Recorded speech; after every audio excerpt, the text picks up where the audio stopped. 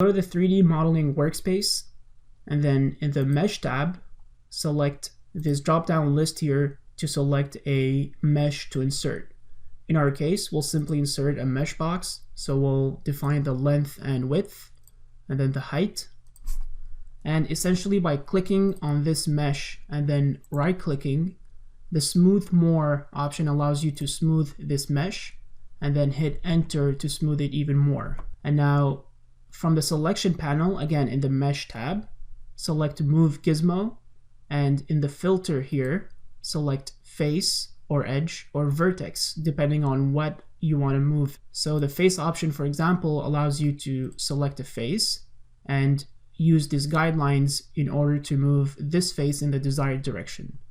So for example, we'll use this vertical line to move this face upwards, and as you can see, the mesh readjusts itself to match this desired modification.